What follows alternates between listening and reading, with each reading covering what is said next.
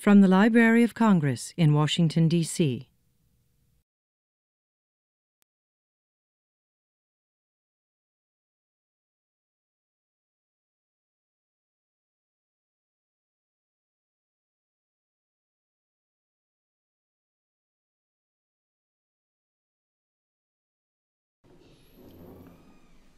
Good afternoon, ladies and gentlemen. Welcome back to those of you that joined us for the workshop this morning, and a warm, hearty welcome to those of you who are just here for the first time today. My name is Nicholas Brown, and I am a concert producer with the music division. We have a very exciting panel discussion for you right now in advance of the 2 o'clock p.m. concert. The title of this panel discussion is The Legacy of Civil War Spirituals. And the idea is to look at how the spirituals tradition that emerged from the 19th century has affected all different kinds of music from that era through to today, and contemporary music as well. For the panel discussion, we have 3 experts of the spirituals tradition and music of the Civil War era. First up is Dr. James Weldon Norris, who's the director of the choruses at Howard University. He, prior to being at Howard University, was the director of choral activities and the chairman of the Department of Humanities and acting academic dean at Morris College in South Carolina. He was appointed to his post as Director of University Choral Activities at Howard in 1973. And of note, he studied with choral conductors Robert Shaw and Eric Erickson. Dr. Norris has led the Howard University Choir in over 17 countries on 6 continents of the world. And he was appointed principal conductor of the 105 Voices of History, which is a choir comprised of members of the 105 historically black colleges and universities of America. Next up is Stephen Cornelius, who is on the faculty at University of Massachusetts, Boston. He has been on the faculties at Boston University, Bowling Green State University, the Bruckner Conservatorium Linz, and Pine Manor College. He was a critic for The Blade, which is Toledo, Ohio's daily newspaper.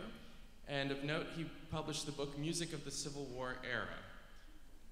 He received his PhD from the University of California, Los Angeles. Then it's a pleasure to welcome my colleague from the music division, Samuel Perryman, who is a music reference specialist. He is a singer-songwriter, music teacher, church organist, and religion educator. He is particularly interested in using music to inspire social change in young people. One of his hymn arrangements was selected for inclusion in the Christian Methodist Episcopal Hymnal, and some of his recorded music will be performed live at that church's General Conference, which will be held in the Washington area in 2014. Sam received his master's degree in music from Alabama State University. Each panelist is going to speak for about 12 to 15 minutes, and then we're going to have a few moments for questions at the end, and then there will be a brief pause before the concert, which will begin promptly at 2 o'clock p.m. Thank you so much, and enjoy.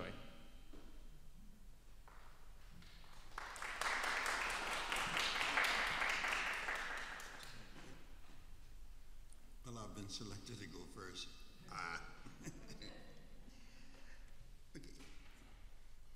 First, I think we should determine just what a spiritual is.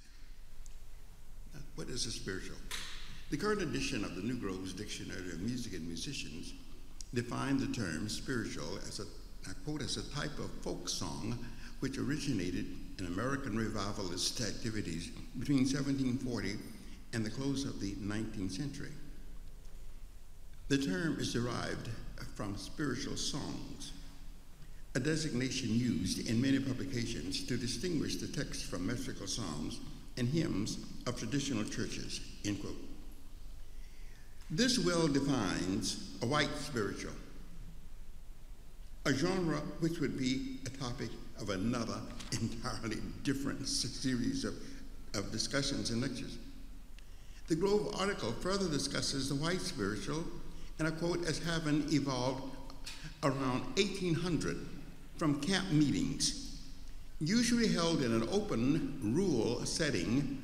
The camp meeting was described as being primarily social gatherings which provided the settlers with release from the isolation and the hardships which characterized their daily lives. This provided occasions for emotional fervor and religious frenzy for the participants, end quote.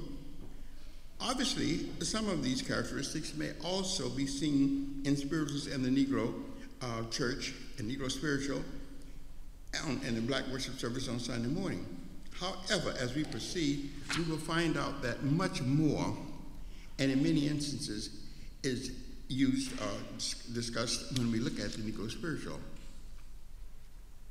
From its origins, the Negro spiritual was a group singing in unison, as opposed to solo singing in the 1867 anthology Slave Songs of the United States, collected and edited by William Francis Allen, Charles Pickford Ware, and Lucy McGim Garrison.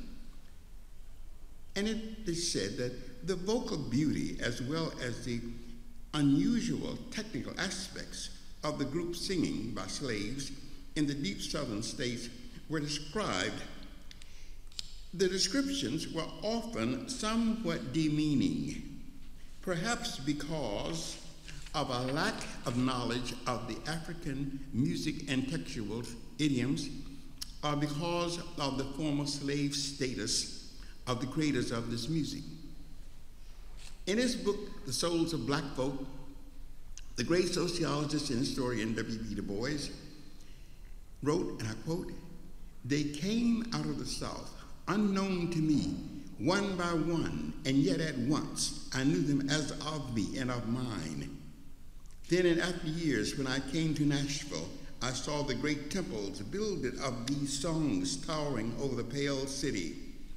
To me, the Jubilee Hall seemed ever made of songs themselves, and the bricks were red with the blood and dust of toil. Out of these rose for me morning, noon, and night bursts of wonderful melody, full of the voices of my brothers and sisters, full of the voices of the past," end quote. Du Bois's essay of 1903 is called The Sorrow Songs. The first sentence is, and I quote, "They that walked on darkness sang songs in the olden days, sorrow songs, for they were weary at heart. This is a clue to the universal appeal of the Negro spiritual." And I do mean universal appeal, because I found this the world over as I travel. Because it's a universal condition that comes to us all, as Dr. Howard Thurman said, in the wide swing of the years. The transformation of sorrow songs has been noted by many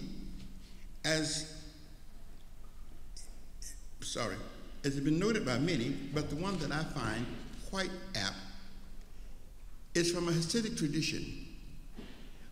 I heard this once from our priest, Father Lawrence Harris, and he quoted this recently while delivering the Sunday morning homily in my church. He said there were 3 ways in which a person expressed deep sorrow. The one on the lowest level cries. The one on the second level is silent. The one on the highest level knows how to turn sorrow into song. This, to me, is the very essence of the Negro spiritual. And now as to the spiritual and the Civil War. Although initially underpaid and often what met with derisions by white soldiers, history and historical sources reveal that over 200,000 Civil War black soldiers served in the Union Army. Initially, that service did not meet with the approval of many of the white soldiers, since it would involve the black man's civil rights and political status. There were black soldiers in the Confederate military services, but that is altogether a different discussion. In many instances, black soldiers sang the same songs of their white counterparts and compatriots, though in some instances there was often a paraphrase to reflect the position of the black soldier and his surroundings as he sang with pride.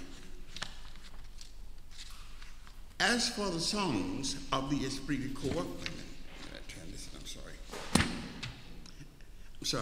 pride in the black man's participation in the war caused many of the enslaved brothers and sisters, often in secret,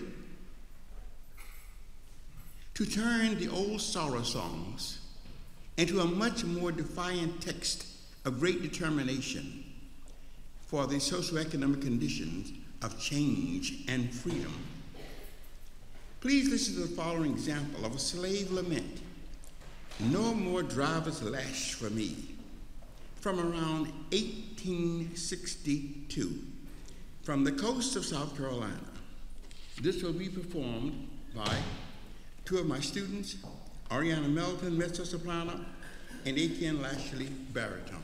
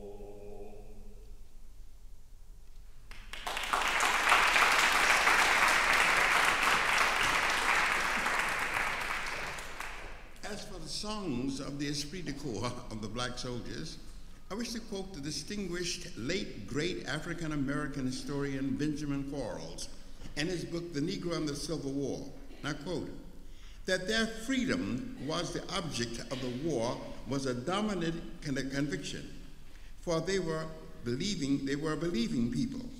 Religion was an ever-present dimension of experience, and to them, the war was a fulfillment of the Old Testament prophecy. They did not doubt that a new dispensation was at hand. Their folk songs had always reflected, in some ways or in some guise, another.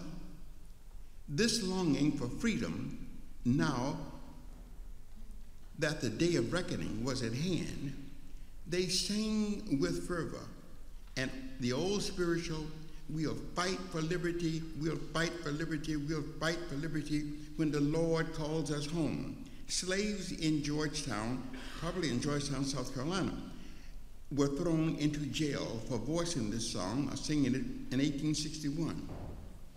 The Union Army's anthem became the battle hymn of the Republic. Now, as we know, the tune is taken from John Brown's Body, and we know that John Brown and Julia Howe, who wrote this, were acquaintances. and she set the Battle Hymn of the Republic from that. Black soldiers were given what? The black soldiers were all thrown into all black regiments. So finally, the black soldiers were finally given uniforms and were paid for their services. The 1st Arkansas Colored Regiment presented us with one of the first Civil War era songs with many verses, which was a paraphrase of the Battle Hymn of the Republic. One verse will now be performed by the male section my chorale. Watch with defiance, but with pride, they sing, "We are tired of planting potatoes, we are done with planting corn. We are Yankee, 'cause our soldiers just as sure as you are born."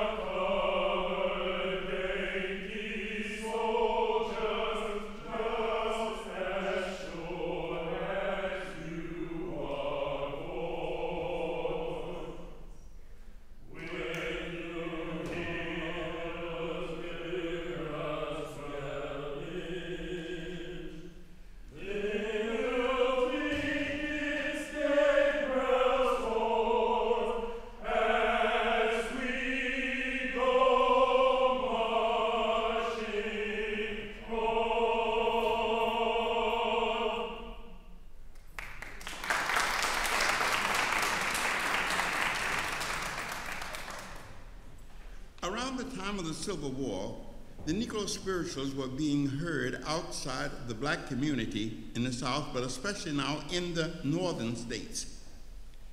This new experience to the slave culture impressed many. This was of great importance to abolitionists. According to an article from the recent publication entitled "The Spiritual Project," published by the University of Denver, a northern minister received a letter which contained the lyrics, "Go Down Moses," which was sent and published in the New York Tribune. There soon followed, though not in good condition, the sheet music.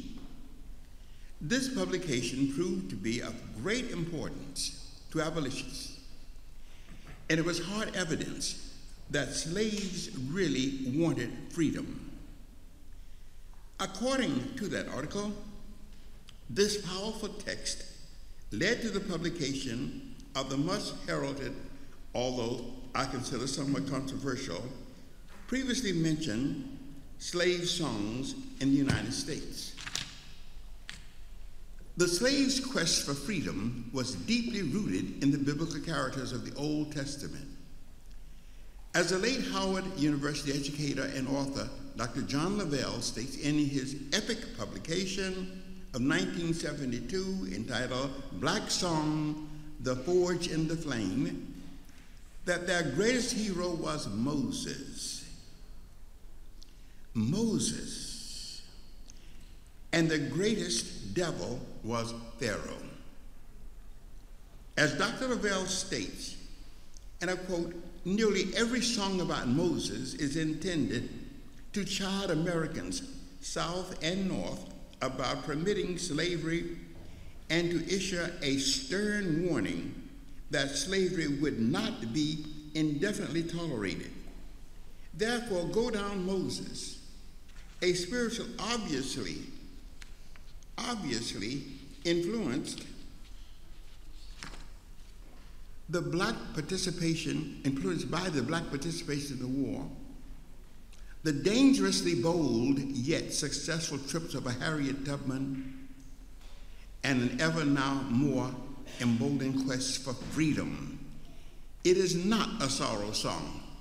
It does not include encoded secret symbolisms, but an emphatically bold statement let my people go. Why? And Reverend Charles, just one verse of it.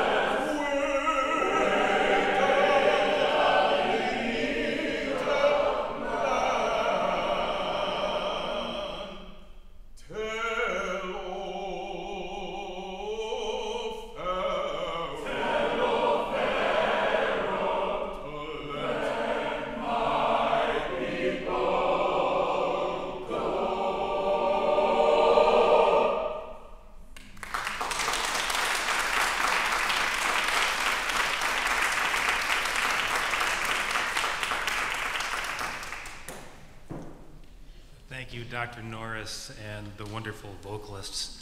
This is a hard act to follow. At the onset of the Civil War, African American music had been undergoing nearly 3 centuries of development.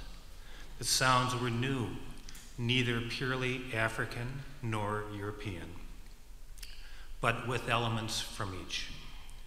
Compared to European models, phrasing was looser and rhythms more syncopated. In the moment, embellishments and improvisations were standard. The music's formal structure was perhaps simpler in design, but more flexible and open-ended. The music had also shed aspects of its African heritage. Bards no longer sang praises or detailed family histories. That information was lost. So too were drum languages, and with them some of the music's rhythmic complexity and social vitality. The vast majority of African peoples, some 4.5 million, 90% slaves, were born in the United States, but their lives remained infused with African social and religious understandings, collective experiences, and of course, ways of making music. New World work songs focused the pacing and energy of group labor. Dance rhythms inspired bodies to move with African power and grace.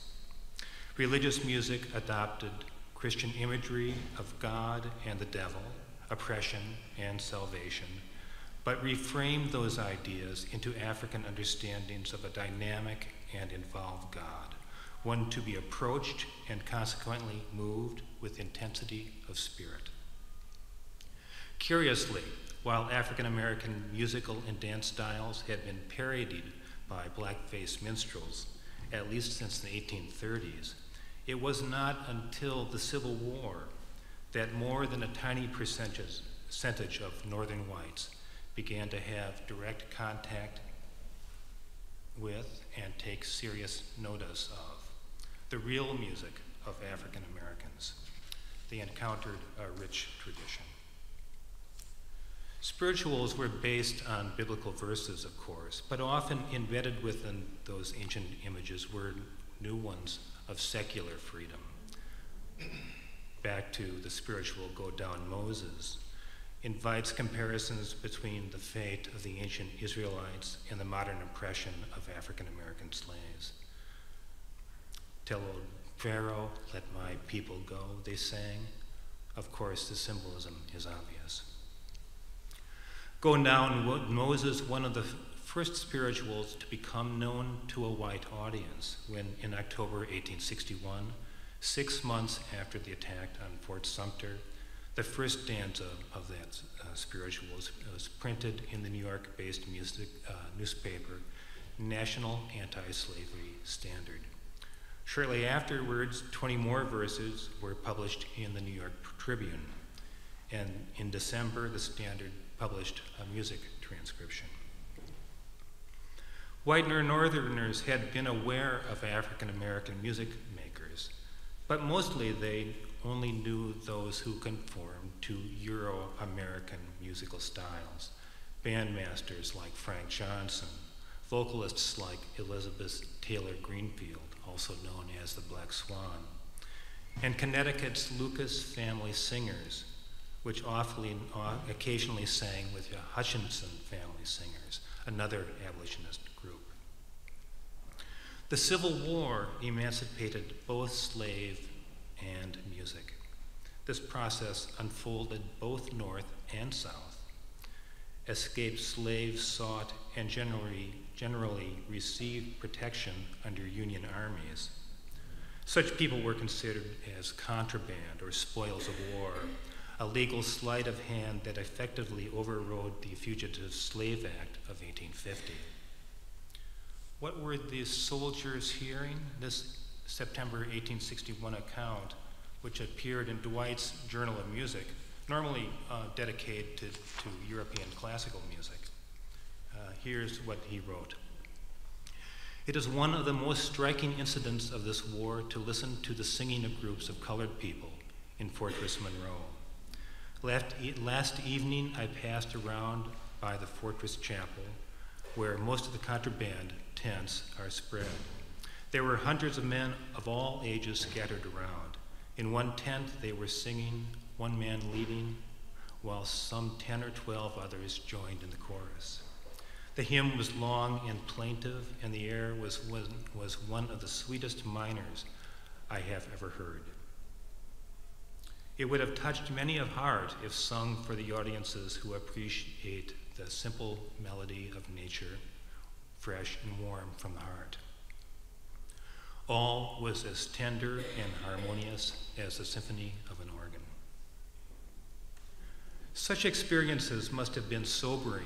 Absent were Jim Crow, Zip Coon, and Brother Bones, and all the shallow sensibility that decades of blackface minstrel shows had taught white audiences to expect. Northerners were also traveling to the slave South. Most were soldiers, but there also were teachers and collectors or others involved in relief efforts. White and African American Northerners worked with contrabands and newly enlisted Union soldiers in South Carolina, where just 7 months into the war, Union forces had captured Port Royal Sound and freed some 10,000 slaves. From there came some of the war's most intriguing musical documents.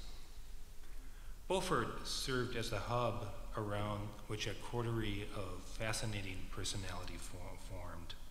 One was Charlotte Fortin, an African-American teacher from Salem, Massachusetts, who worked from 1862 to 1864 on Helena Island. Fortin's agenda entailed more than imparting the 3 R's. She taught her charges of the world outside Port Royal, about John Brown, and Toussaint Louverture, the Haitian nationalist. The students also taught the teacher. After a boat trip, Fortin remembered the boatman's song as he asked for Jesus' grace. The sound, she writes, broke upon the Eden stillness, sweet, strange, and solemn. Fortin listened and learned. She found their differences both fascinating and sometimes troubling. She writes, the shouting is solemn and impressive. We cannot determine whether it has a religious character or not. Some of the people tell us it has, others say it has not. But the shouts are always in connections with religious meetings. It is probable that they are the barbarous expressions of religion handed down from African ancestors. Fortin was friends with Colonel Thomas Wentworth Higginson, who in November of 1862 had taken the command of the 1st Carolina Volunteers, a regiment made up of emancipated slaves.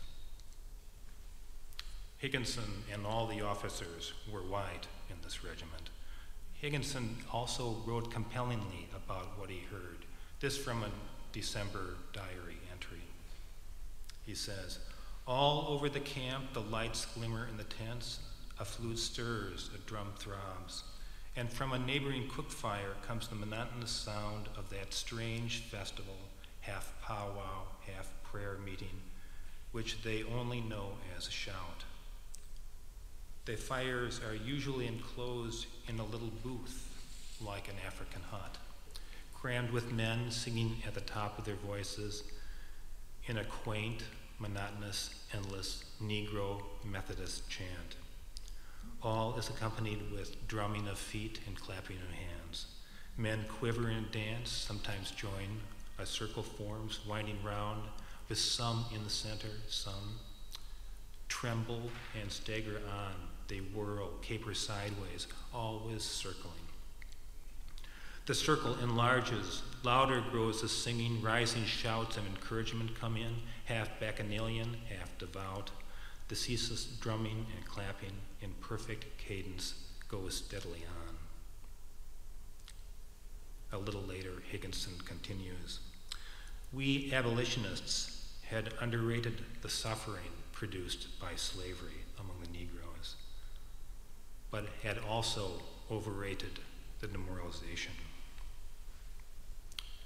Higginson collected words to 36 spirituals, which he described in his 1867 book, Army Life in a Black Regiment.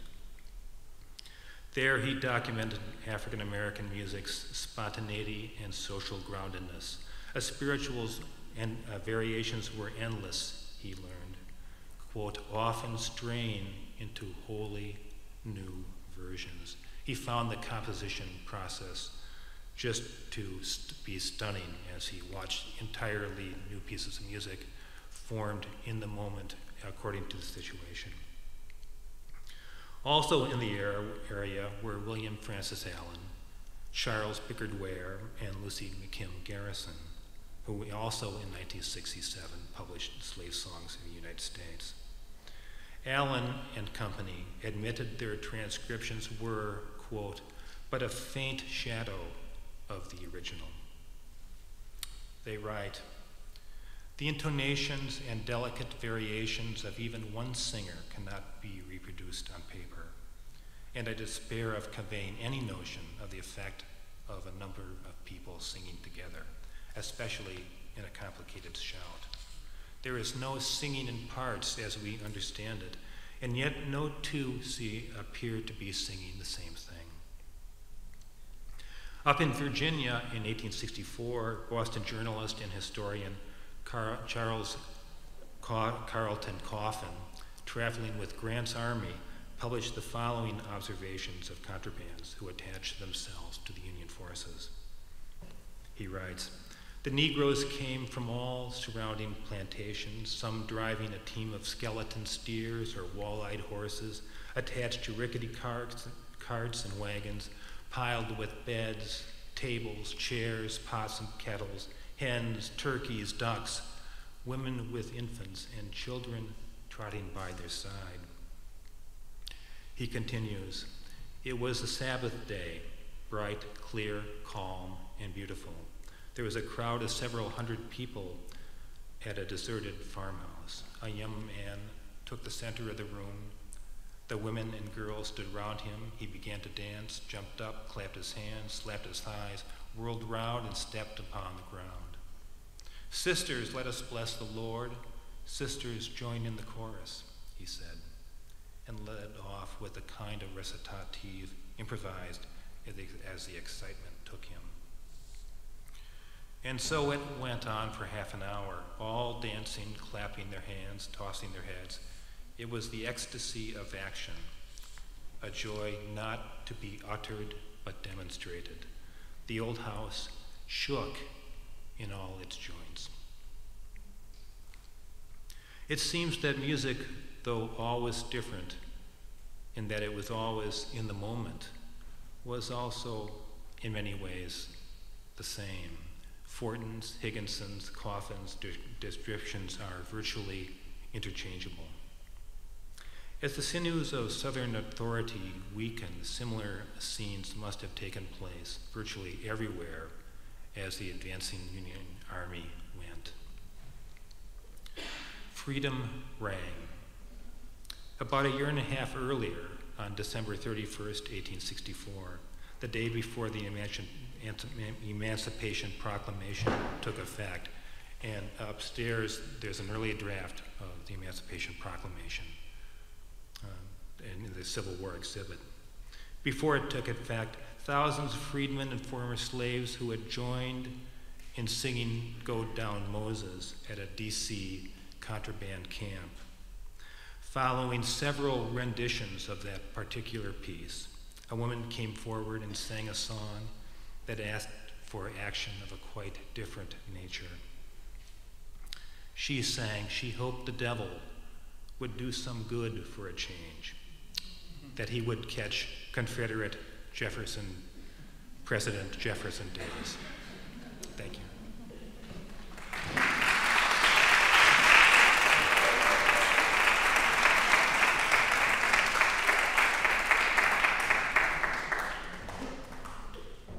I'm going to share three things with you.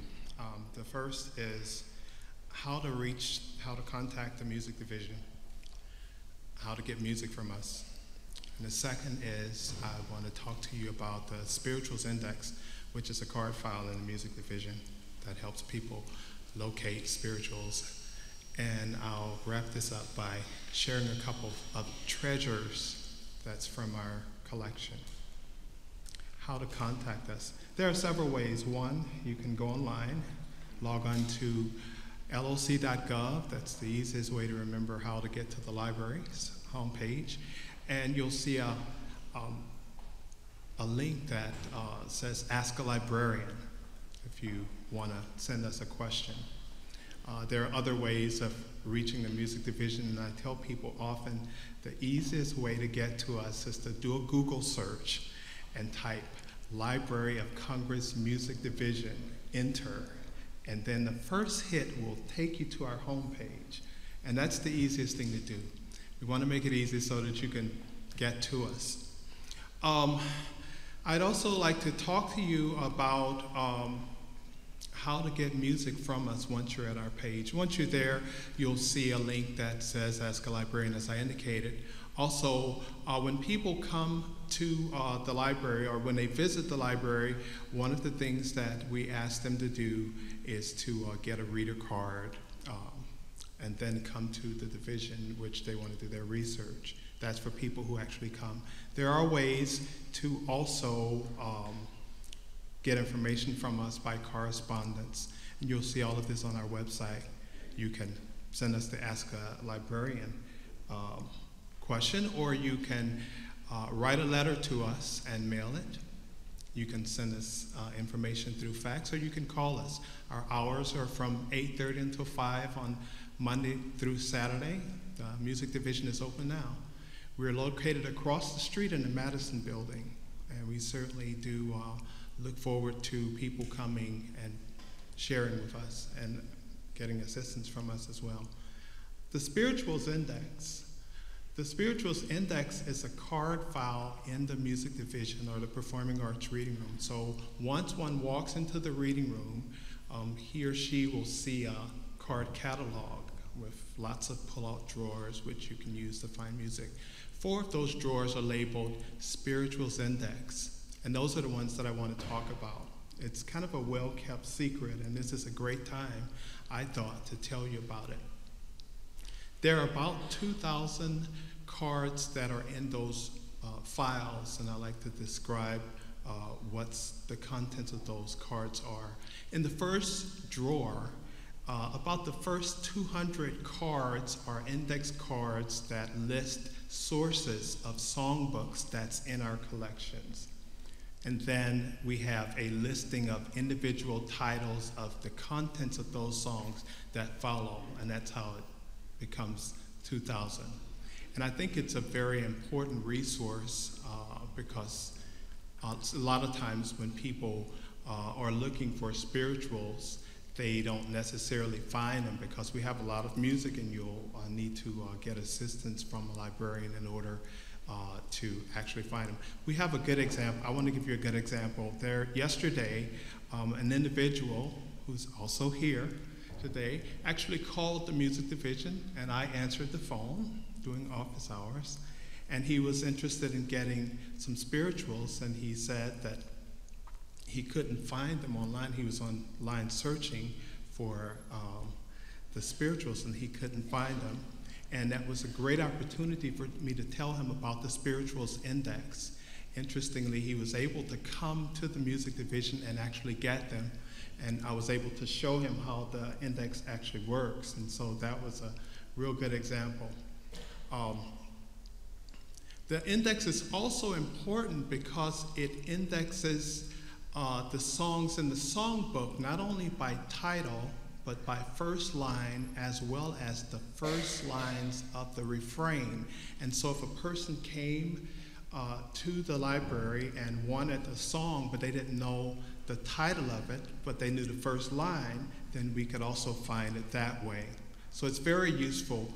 The oldest card that I found representing the songbooks actually date back to 1875, and I think the most current card is about 1940. So if you're looking for a song that perhaps was published in 1950, then that wouldn't be a good resource to look.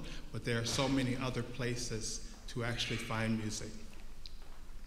Finally, I want to share a couple of treasures from the music division. And I brought a couple of letters. They're from Dean Warner Lawson. Warner Lawson was the Dean of the College of Fine Arts, and Dr. Norris will have to help me with this because I think he was his predecessor. As far as the choir is concerned, I think they were on the faculty together there, but there are some letters of Warner Lawson that are in the music division, and I think our students actually need to know who Dr. Lawson is or was. If you don't, his dates were 1903 to 1971, and they're important because Dean Lawson actually was good friends with a former chief of the music division, and I acknowledge that we have some letters of Nathaniel Dett out in the showcase, and I invite you to take a look at them. Back in 1926, the Hampton Institute Choir actually came here and performed on the stage. I think it was the first college choir to actually perform here, and I think that's significant. But the library also has a history with Howard University that dates back about 40 years ago. And so I thought that it was important to actually mention that, and my hope is that people from the Howard community or others might help us to illuminate the relationship between the library and local and other universities. And the letter reads, Warner Lawson's wife's name was Nellie. Warner Lawson died in 1971. And here's a letter from our chief then, Harold Spivak, to Nellie Lawson. Dear Nellie, an extended absence from the office delayed this letter to you. In spite of Warner's lengthy illness, we all hoped for recovery. He really sounded well on the phone when we spoke to him just a few weeks ago, and now he is gone. There is little I can say to you about my feelings for Warner. I actually regarded him as one of the greatest educators we ever had in this country in the field of music. But perhaps more important was my feeling for him personally. He was one of the nicest and kindest men I ever met in my life. In this case, I can really say that he cannot be replaced. And this is coming from a music division chief to a Howard University administrator and the music department. And I think that this relationship is certainly worthy to be explored further. And I encourage our students especially to help us to learn more about this relationship. I'm certainly interested myself, and I certainly would like to see others take interest as well. This letter is from Nellie Lawson, who is the wife of the then deceased Warner Lawson. And she writes, Dear Harold and Rosemarie, Harold Spivak and his wife Rosemarie, the friendship and fellowship which Warner enjoyed with you is to be remembered and cherished.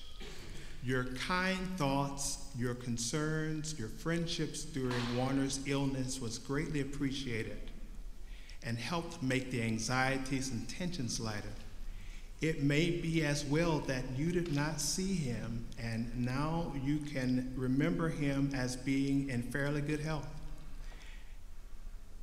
As one of Warner's hometown friends used to say, Warner never gains weight. His face just goes up and down.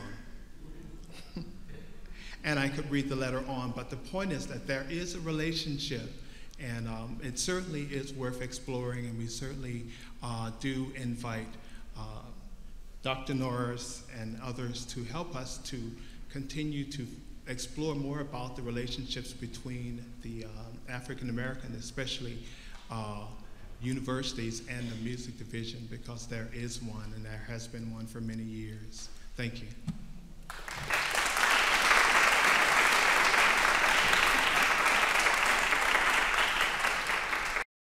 This has been a presentation of the Library of Congress.